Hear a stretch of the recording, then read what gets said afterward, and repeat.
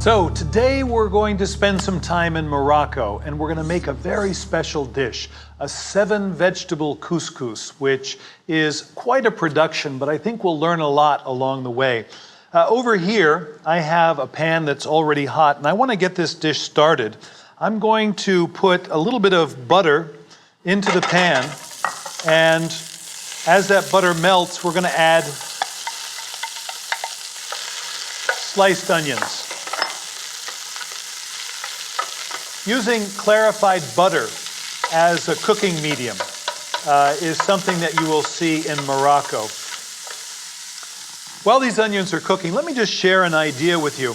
We spent some time in a previous lesson taking a look at Tunisia, and Tunisia and Morocco are almost neighbors to one another. Algeria is tucked in between there, and there's a lot of similarities in their cuisines, but there's also some really striking differences. And I want to underscore those differences so that you can understand.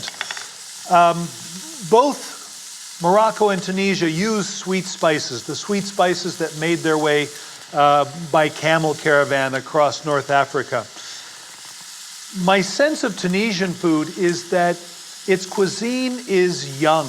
It hasn't been unified under a single flag. Instead, one marauding culture after another has come in and used Tunisia for their own purposes, taking advantage of the deep ports and the long coastline. And so Tunisian cuisine seems simpler somehow, more like the food you might eat at home. You travel to Morocco, and Morocco has an established culture. It has a palace cuisine. And that notion of a palace cuisine means that you can put more refinement on the food, more polish on the food. And I think you'll see that difference as we cook this food today. Now, during our Tunisian meal, we began with meze, the small dishes, and I would say something similar would be entirely appropriate in a Moroccan meal. So even the meze that we made for Tunisia would be appropriate, I think, in a meal like this. As these onions are beginning to turn translucent, I'm going to add some seasoning. I'm going to add some spices. I've got cinnamon, and I'm going to add cinnamon to this pan. If it looks dry at all, you can always add just a little bit more butter. I'm going to add some ginger.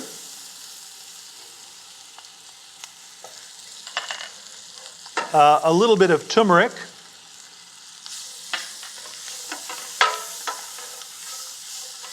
And finally, some saffron.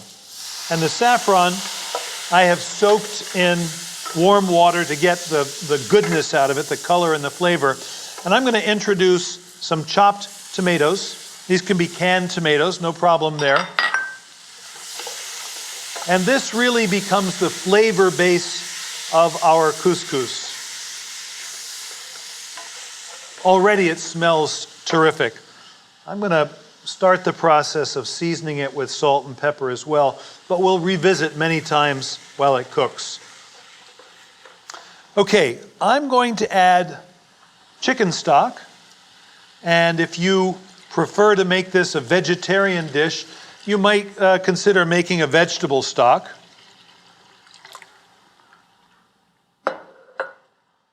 Because other than that small addition of chicken stock, this is a vegetarian dish.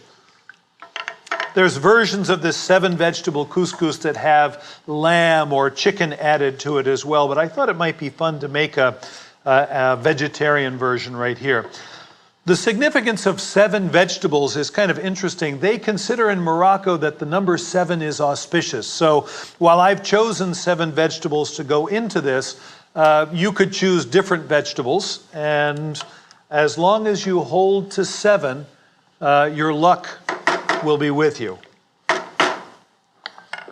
It's a fun exercise, I think, to taste this as you go, to see how it develops.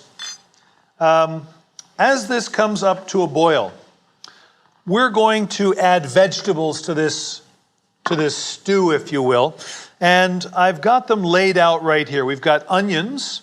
I put in tomatoes. We've got carrots. We've got turnips, zucchini. This is butternut squash. And then finally some peppers. There's our 7 right there. You can see that some of these are very tender. Tomatoes and the peppers likely will cook quickly, but things like carrots and turnips and even chickpeas take a little bit longer. So I'm going to add those vegetables early on in the cooking process, and I have them in big pieces. Turnips have been peeled and cut into wedges, and I don't want the water from the chickpeas. These are cooked chickpeas, but they'll hold their shape very, very nicely.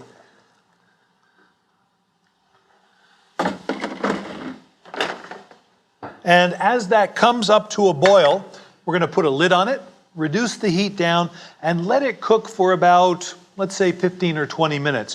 What I want to see before I move on is this first addition of vegetables lending its savor to the broth, but also they just begin to get tender. Okay? I'm going to bring a lid over and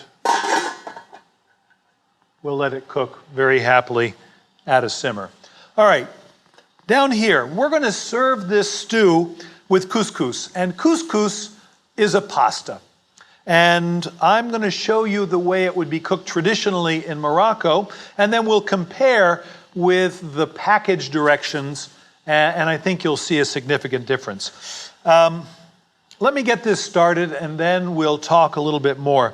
I have a measured amount of couscous right here, and I'm going to put it into 3 times as much water. Basically, what I want to do is kind of rinse this. So break up any lumps, rinse it really well. And then we'll drain it.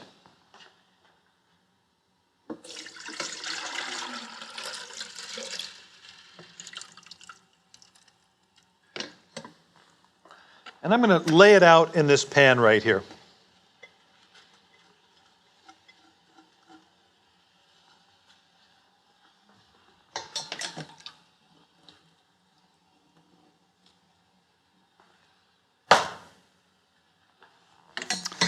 So this is the first step. You rinse it, you wash it, and then you put it into a pan and just let it sit. And the clinging water will begin to be absorbed by the couscous. And that'll take about 5 or 10 minutes.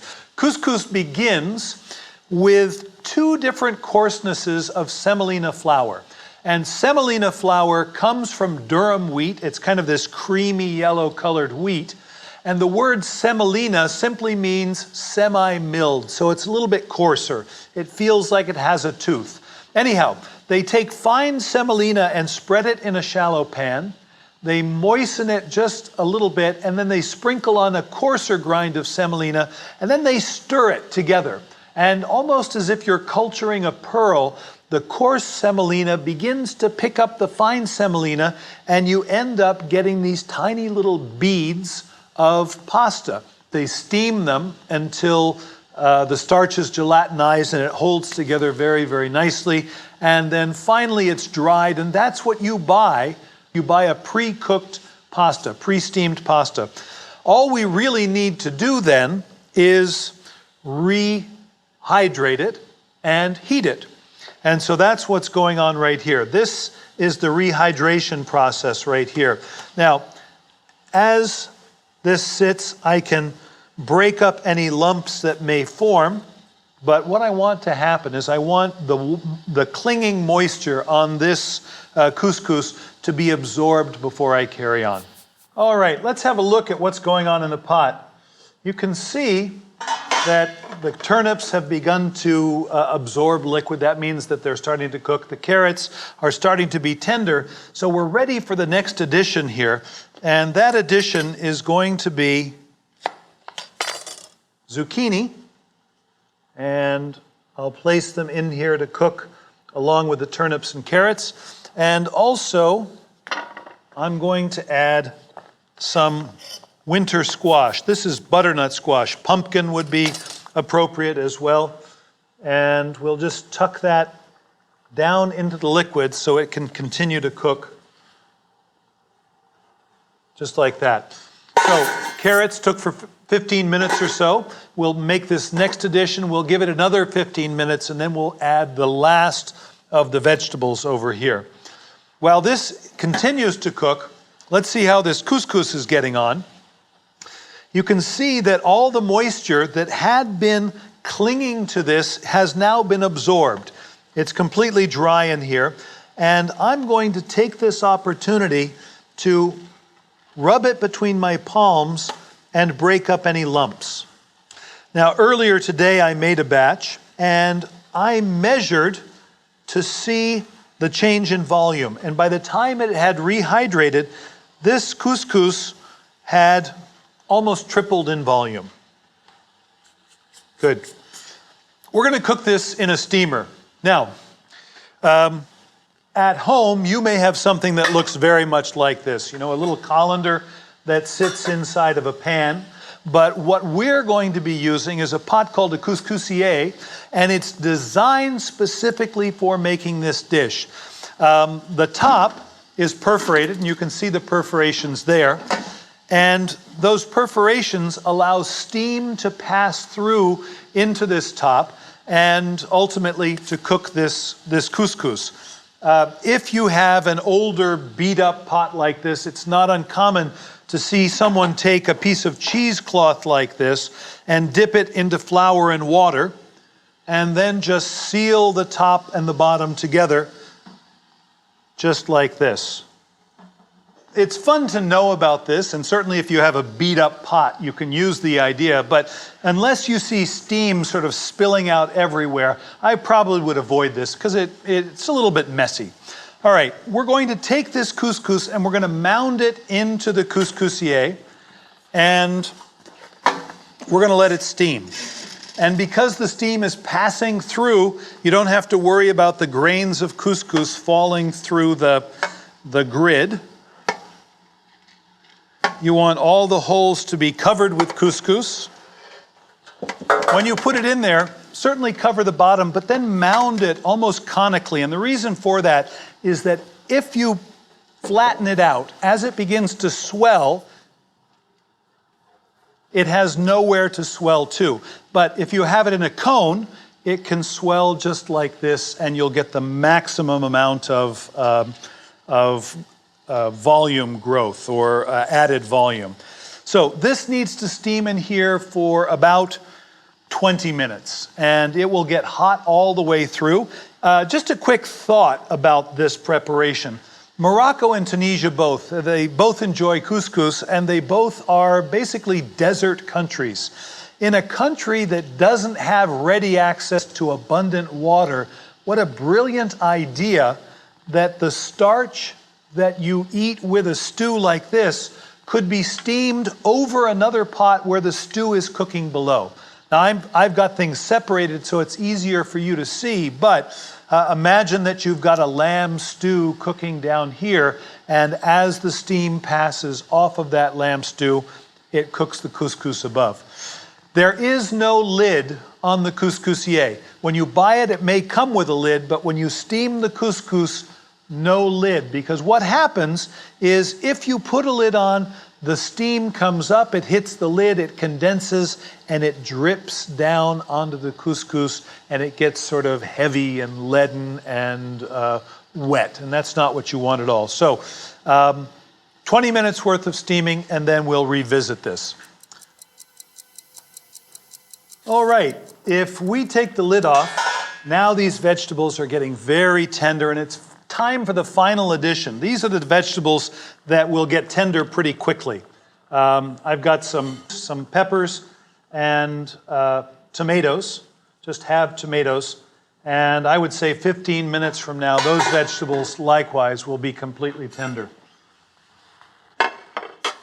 Things are moving along apace. Let's take a look and see what's happened to our couscous over the last 20 minutes of steaming. As I look down, I can see that it's swollen. I want to make sure it's hot all the way through, and it is indeed. So I'm going to take it off and dump it out just like that. Now, when it comes out, it's hot, so be a little bit careful. I usually cool it with a small amount of water. This was a quart of couscous to begin with, so I'm going to add about a cup of water. All right. Now, as soon as it's cool enough for you to handle, what I'm going to suggest is that you come in here and you break up any lumps that you find. It's probably a good idea to let it cool slightly. You can spread it out into the bottom of the pan, but any lumps that have developed should be broken up at this point. Here is some couscous that I have steamed this far already. It's a little bit cooler, so I don't have to burn myself. But as you can see, I came in and I just broke up these lumps. Just rubbed it between my palms like this. And at this point, it's tender. It just needs to be steamed one more time to be served. If you want to do any seasoning, now would be the time. As an example, I could add some salt to this. And one great little trick is when you're rubbing the lumps out, if you put a little bit of oil in the palm of your hand, this is olive oil, and then rub it together, it sort of guarantees that each grain of couscous gets a little overcoat, if you will, and it doesn't stick to its neighbor. If you wanted to put garniture into your couscous, if you wanted to add mint or parsley or cilantro or red peppers that were sauteed, now would be the time to add them. For our dish, I'm going to put in some raisins that have been plumped in water and some almonds that have been toasted. And we will just stir those ingredients together into our couscous. Make sure you're happy with the flavor. Make sure there's enough salt. And then this is ready for one final steaming before we serve it. And just like the first steaming that took about 20 minutes, this final steaming needs to take place about 20 minutes before you're ready to eat.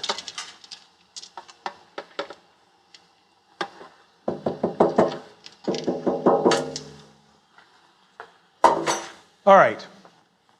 While our couscous is warming up, I'm going to take a look and see how we're doing on the vegetable stew front. The peppers need just a little bit more time to cook. The tomatoes likewise need to fall apart. Most of the other vegetables already look tender, and I can see that the tomatoes are ready to give up as well. I want to taste this and see how it tastes. The flavor is delicious. The flavor of all those vegetables has married together with the spices that we added early on. I want to make sure that it gets seasoned. So there's salt and pepper. And then I have two more additions that I want to add. One of them is going to be chopped herbs, and I'll add those right at service. I've got cilantro and parsley, and I'm going to also add some preserved lemon. Now, for our purposes in this dish, I want to pull the meat right off of the rind, and it should come away easily. And the rind is actually what I'm going to be using, and it should no longer be white and pithy, but instead it should be almost translucent. And I think this looks good. Preserved lemon tends to be very salty. As I said, it's preserved in brine, so cut it very, very thin. Otherwise, you'll get something that is unpalatable. So we'll slice the preserved lemon very, very thin. It's probably not a bad idea to add the preserved lemon before you add your final addition of salt so that you don't overdo it with salt, because as I said, the preserved lemon is salty in its own right. Okay. So preserved lemon is going to go into our stew.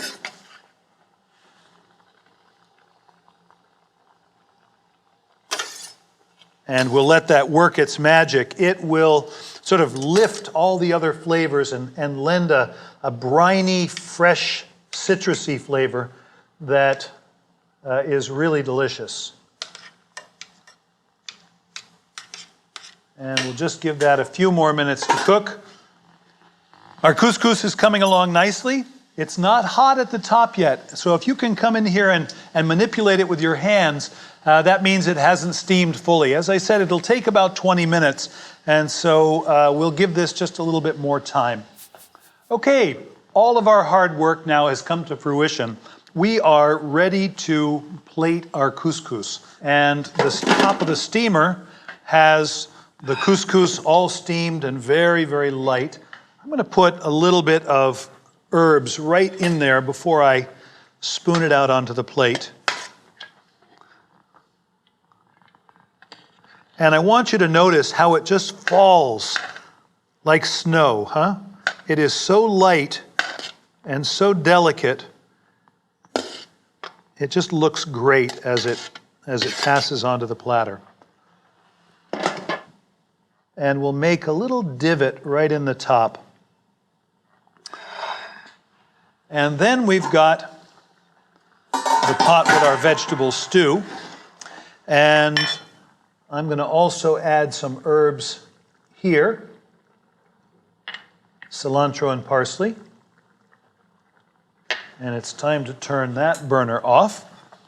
And let's just bring this over.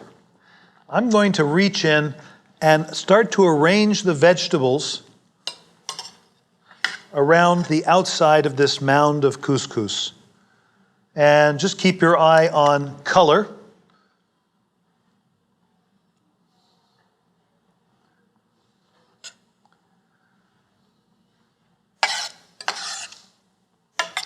And then oftentimes what I will do is take some of the remainder or the remaining vegetables and just cut them into slightly smaller pieces. And I will spoon them along with some of the broth right here into the little divot that I made in the top.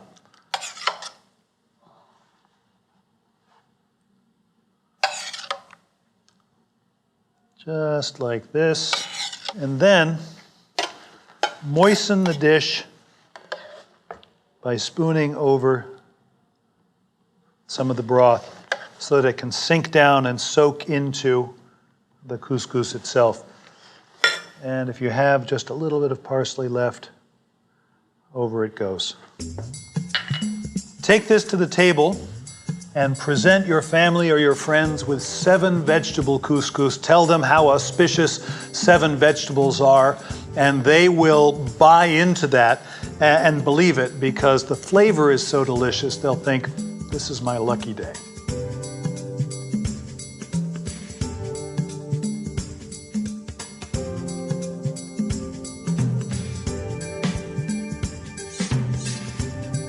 Next, I'd love to make a savory pastry for you called bistilla. Translates as pigeon pie, and although we're not making it with squab or pigeon, instead we're using chicken, the technique remains the same.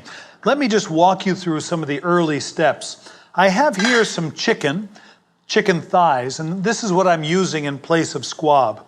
I browned that chicken in this pan, and then I added onions and spices. And if you take a look, I added cinnamon, I added cloves, I added nutmeg, and I added mace. All of those spices went in there along with onions, and when the onions were tender and the spices were aromatic, in went chicken stock, and I braised that chicken until it was very, very tender. I would say it cooked for about 45 minutes to an hour. I'm going to take the chicken out right now, and what stays behind is the braising liquid. And this is really the heart and soul of a braised dish.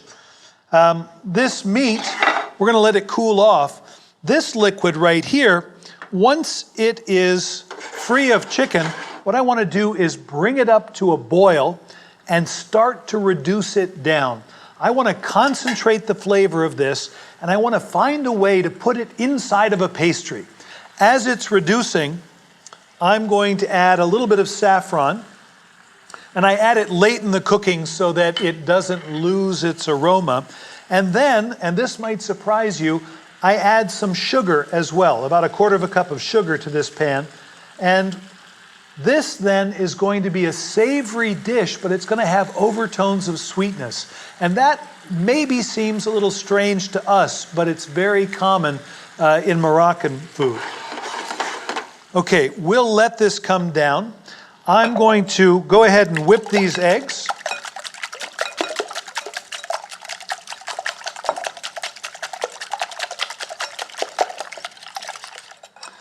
And once this is reduced down to a glaze, I'll taste it, make sure it's properly seasoned, and then we'll add it to the eggs and scramble those eggs so that we've got a solid version of this delicious flavor. Once you get the braising liquid reduced to a glaze, and you can see how thick it is here, give it a little taste to make sure you're happy with the flavor. Remember, it's going to be sweet, but I'm also tasting these spices, and then make sure there's enough salt to balance that sweetness. This is a savory pastry at the end of the day. So I'm happy with the flavor. I'm going to turn that heat off, and I'm going to whip this hot liquid right into these eggs.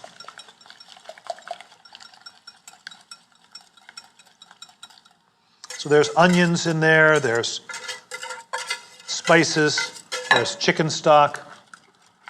And then I have a hot pan, and what we're going to do is just scramble those eggs.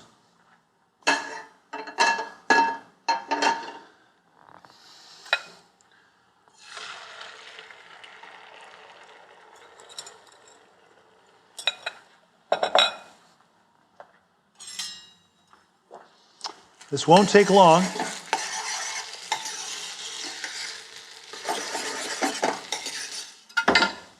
Okay, so the eggs are scrambled, and I'll take them off the heat.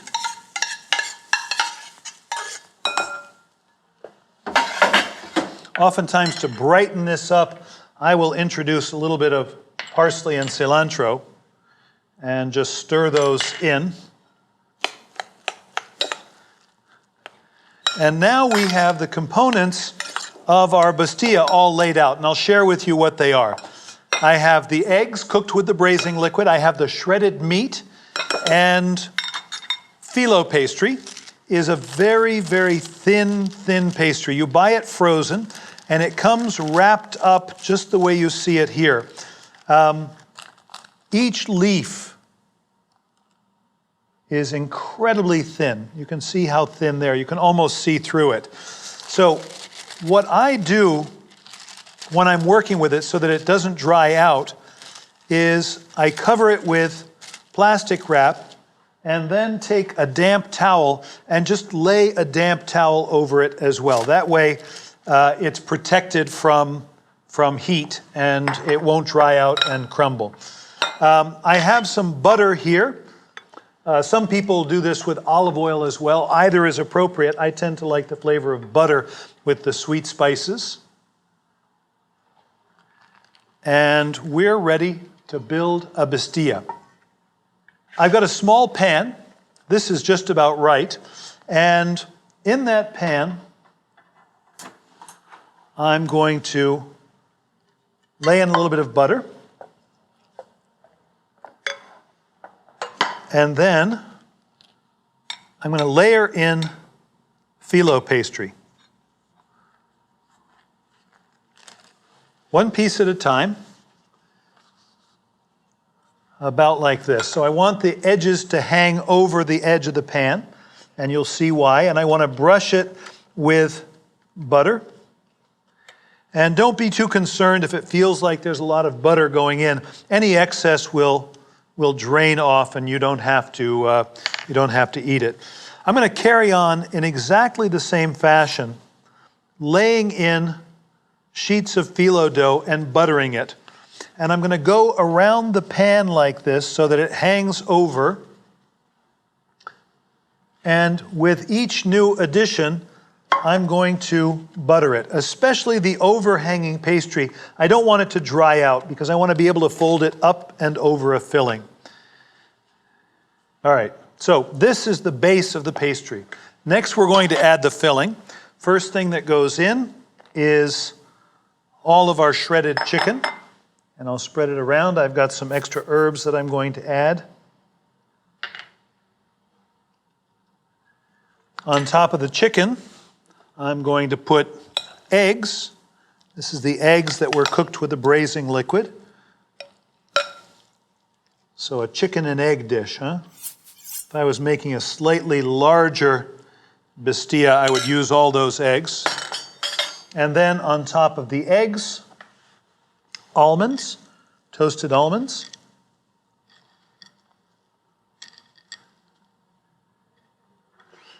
And I'm going to begin the process of bringing this overhanging dough over the top of the filling. I'm going to contain the filling with the dough that hangs over the edge. So little by little, bring this over. And then we're going to build the top. And it will look very much like what I did on the other side. I'm going to lay some leaves of dough on here, probably another 5 leaves of dough or so, because I've already folded over a good deal.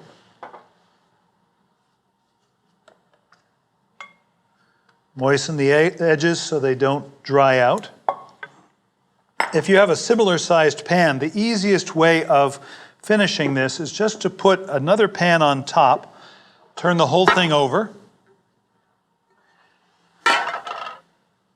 We'll bring the overhanging dough up and over the top of this pastry.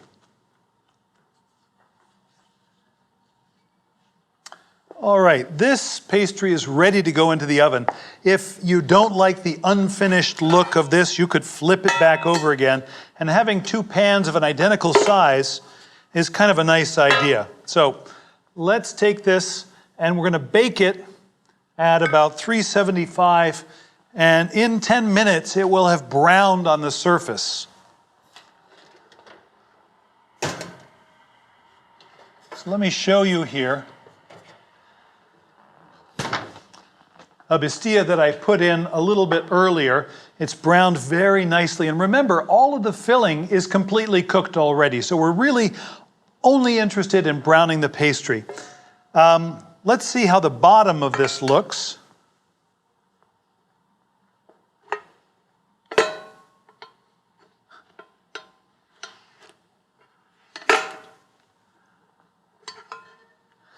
Now you can see that the bottom still needs to brown a little bit, and that's the reason for flipping it over.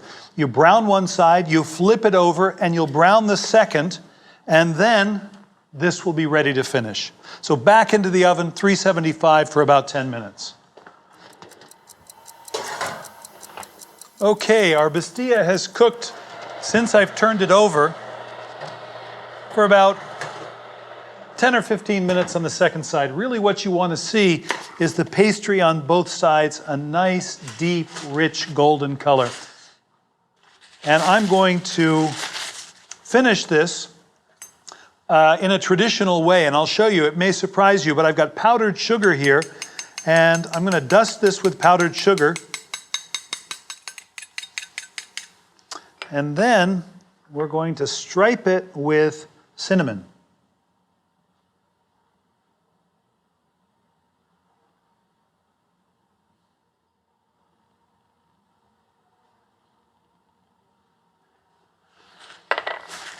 And that's all there is to that. Now, this should be served while it's still hot. I wouldn't let this cool down.